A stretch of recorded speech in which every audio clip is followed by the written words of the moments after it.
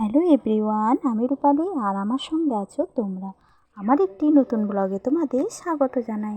আজকে সংসার থেকে একটু বিরতি নিয়েছি, তার কারণ আজ চলে গেলাম মায়ের বাড়ি। মায়ের বাড়ি এসেছি কয়েকদিন হলো, আমার বোন এসেছে। আসলে বোনের জন্য মনটা খারাপ করায় হঠাৎ করে আজকে বাড়ি চলে।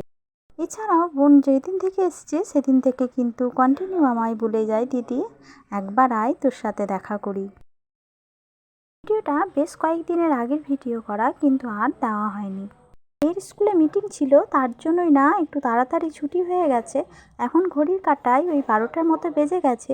এসে দেখি এখানে মাসি রান্না বসিয়েছে। রান্না অনেকগুলোই করেছিল, সবই কমপ্লিট হয়ে গেছে। আর এদিকে দেখো চিকেন রান্নাটা এখনও চলছে। আর আমার মেয়েকে তুমি যাই করে দাও না কেন, একটু চিকেন রান্না করে দিলে ও খুব খুশি হয়ে যায়। বাচ্চা ছেলে কতটা খাবে জানি না, ওই একটা পেলেই ও ভীষণ খুশি। কিন্তু তবুও তার জন্য চিকেন রান্না করতেই হবে। আর বুঝতেই পারছো মামার বাড়ি ভারী মজা। এখানে জানো যার সঙ্গে খেলা করছিল, এটা হচ্ছে আমার কাকার ছোট ছেলে। আর তার সঙ্গে যদি সারাদিনও থেকে যায় ওর কোনো ব্যাপারই না। ওর সাথে খেলতে ও ভীষণ ভালোবাসে। সম্পর্কে ওর মামা হলেও ওর বন্ধুটাই ও কিন্তু একটু বেশি। মা এদিকে মাছের ডিমের বড়া বানিয়েছিল, তাই আমি খেয়ে টেস্ট করে দেখছিলাম, সত্যি দারুণ হয়েছে।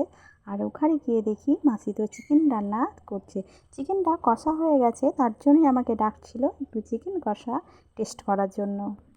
এখন তো দুপুরে খাওয়ার টাইম হয়ে গেছে, আর এদিকে আমার বরমশাও চলে এসছে। আর বর এখানে খেতে বসেছে, মেয়ে, তারপরে তো সবাই আছে বাড়ির সকলে, যেহেতু আমাদের জয়েন্ট ফ্যামিলি। আর আমি না এই জয়েন্ট ফ্যামিলিতেই বড় হয়েছি। আর জয়েন্ট ফ্যামিলিতে বড় হওয়ার পর যখন আমি ভাড়া বাড়িতে একা থাকি, সত্যি আমার ভীষণ কষ্ট হয়, খুব একটা ভালো লাগে না। পরিস্থিতির চাপে পড়ে এখন আমাকে সমস্ত কিছুই মানিয়ে নিতে হয়েছে। আর জানি না এরকমভাবে কতদিন মানাতে হবে।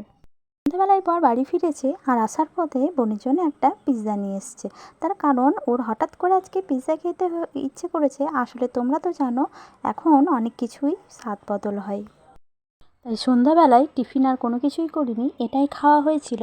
আর জানো পিৎজাটা কিন্তু আমার বেশ ভালোই লেগেছিল খেতে। সচরাচর এগুলো আমাদের খুব একটা খাওয়া হয় না, আজকে বোনের জন্যই আমাদেরও খাওয়া হয়ে গেল।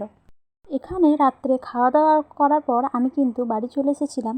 আর সেই মুহূর্তে আমার ভিডিও করার কথা একেবারেই মনে ছিল না। যেটুকু সময় ওখানে কাটিয়েছি খুব সুন্দর কাটিয়েছি। আর ভিডিওটা এই পর্যন্তই। যদি ভালো লাগে তাহলে অবশ্যই একটা লাইক করুন।